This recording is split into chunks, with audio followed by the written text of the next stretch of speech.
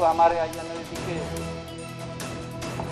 अर्जुन चौटाला जी ने, उनके द्वारा कुछ सवाल इसके ऊपर उठाए गए हैं।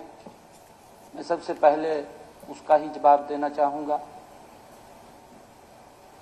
उन्होंने कहा कि परिसीमन पर जो सवाल उठाए हैं उसके जवाब में मैं ये कहना चाहता हूं कि 2026 के बाद जनगणना पूरी होनी है और उसके बाद माननीय अध्यक्ष जी परिसीमन होना है।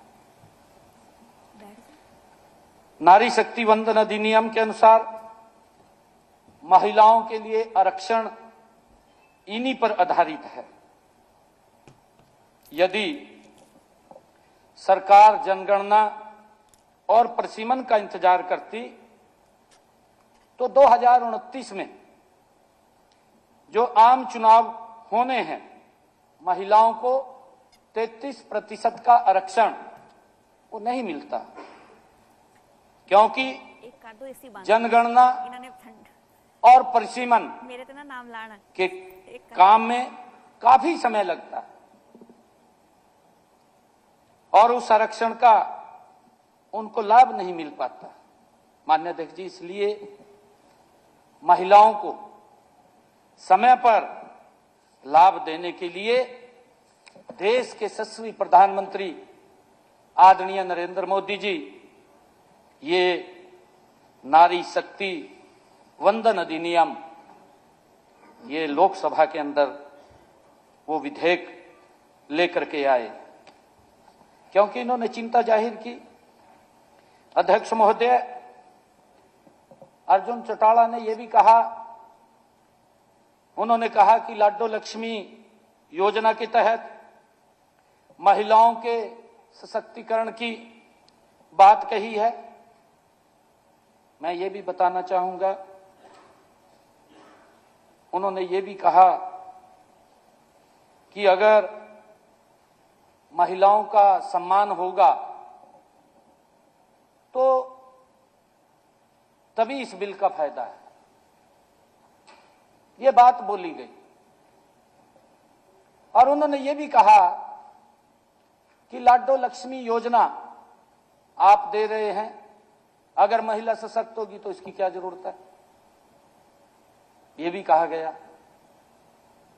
माननीय अध्यक्ष जी, मैं बताना चाहूंगा कि हमने महिलाओं को सशक्त बनाने के लिए 25 सितंबर 2025 को पंडित दीनदयाल उपाध्याय जी के 109वें जन्मदिन के अवसर पर दीनदयाल लाडो लक्ष्मी ऐप उसका शुभारंभ किया था और इस योजना के तहत अब तक हमने 6 किस्तें बहनों के खाते में पहुंचाने का काम किया है। अब तक हमने 1038 करोड़ रुपया, माननीय अध्यक्ष जी, जो हमने कहा था उस बात को पूरा किया है। ये नरेंद्र मोदी की गारंटी है। 1038 करोड़ रुपया महिलाओं के खाते में पहुंचाने का काम किया है।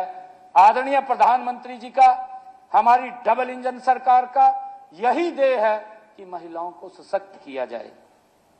इस योजना के तहत माननीय अध्यक्ष जी 1 लाख रुपए तक वार्षिक आय वाले पात्र महिलाओं को 2100 रुपए की वित्तीय सहायता देने का काम हमारी सरकार कर रही है।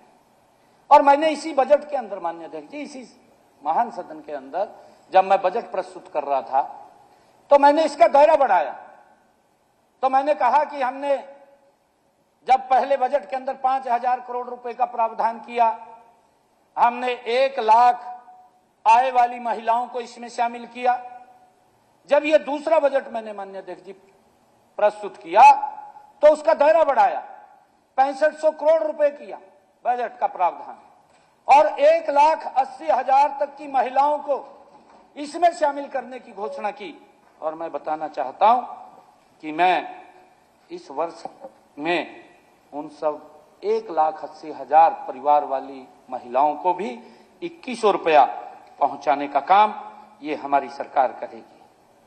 माननीय अध्यक्ष जी, आपके माध्यम से सदन के सभी सदस्यों को मैं विश्वास दिलाता हूं कि इसी चालू वित्त वर्ष के अंत तक सब बहनें जिन परिवारों की इनकम 1,80,000 रुपये है वो सब इस योजना के साथ जुड़ जाएंगी और हमारी ये सरकार की जो प्रतिबद्धता है उसको हम पूरा करेंगे।